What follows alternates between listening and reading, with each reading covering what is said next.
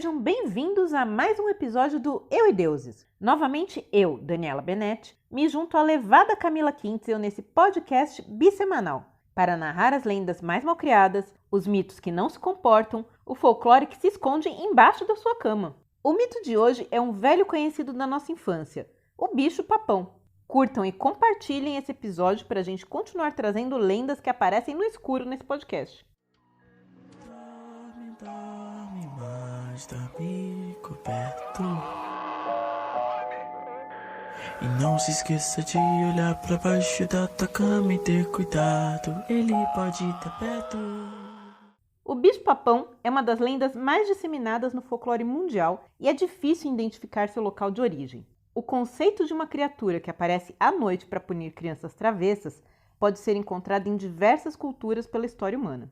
O primeiro registro escrito com o nome em inglês The Boogeyman foi feito por volta de 1500 na Inglaterra, mas seres com concepção semelhante podem ser encontrados na mitologia egípcia, o Abu Higil Maluska, que seria o Homem Queimado, um monstro que foi uma criança desobediente e por isso sofreu um acidente, se queimando inteiro e que volta para pegar crianças travessas e assá-las para comer, super leve. Na Alemanha, a lenda do Homem Obscuro fala de um monstro que se esconde em lugares escuros para pegar as crianças.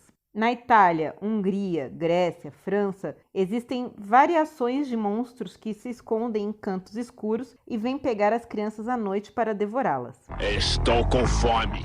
Como uma das lendas usadas para manter crianças na linha, muita gente confunde o bicho-papão com a cuca ou cuco, que a Camila Quintzel já contou por aqui, ou com o homem do saco, que eu contei ao falar da lenda do assobiador. Mas o bicho-papão tem características próprias, que o separam desses outros monstros dos pesadelos infantis. A gente pode falar que esses são primos ou subespécies de bicho-papão, porque eles têm essa coisa de raptar a criança, levar embora, tal. Mas, enquanto a cuca e o homem do saco são raptores de criança que vêm de fora da casa e que podem aparecer de dia, o bicho-papão mora na casa. E ele só aparece à noite, o que realmente acho que torna ele mais medonho do que seus parças do terror mirim. Ele é a personificação do medo do escuro, dos barulhos da noite e das coisas estranhas que a gente acha que vê quando tem pouca luz, sabe? Aquela coisa meio na penumbra, assim, você tá indo dormir, você tem a impressão de ver um vulto. Ele se esconde, tradicionalmente, embaixo da cama ou dentro de armários. E não, esse aí você não vai apoiar para sair do armário. A última coisa que você quer é que ele saia do armário.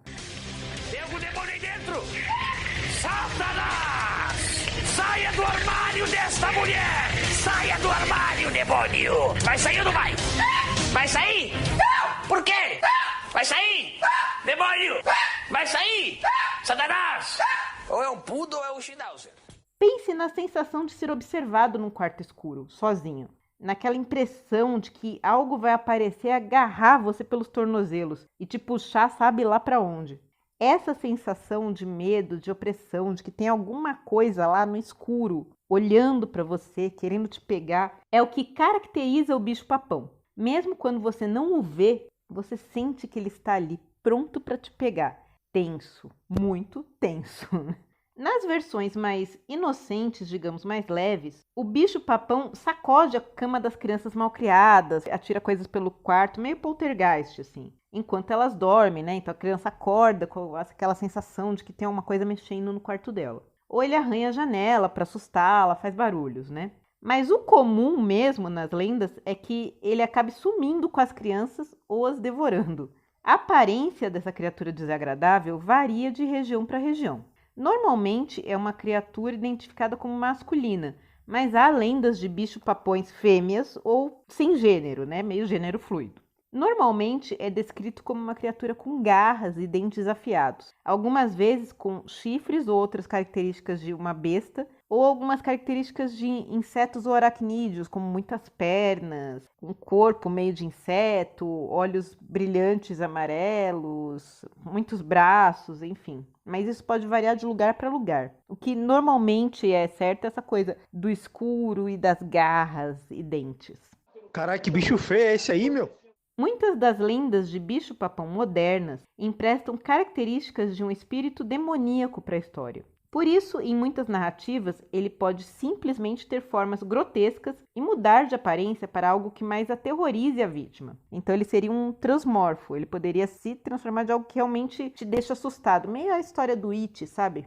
Ele pode torturar psicologicamente a criança e até adultos, criando a tensão de você estar sendo observado, de ter essa presença no escuro por dias antes dele atacar, porque ele saboreia o desespero crescente da pessoa. Ele fica mais forte com o medo e transforma os sonhos em pesadelos. O bicho-papão é, para os folcloristas, o nosso medo do desconhecido, do que é estranho e ameaçador. O medo mais primordial que a gente tem transformado em uma história para assustar crianças. É uma coisa quase do inconsciente coletivo, né? O medo que o ser humano primitivo tinha do escuro, porque tinha criaturas, que, né? Tinha bicho, tinha inseto, alguma coisa podia atacar, machucar, enfim.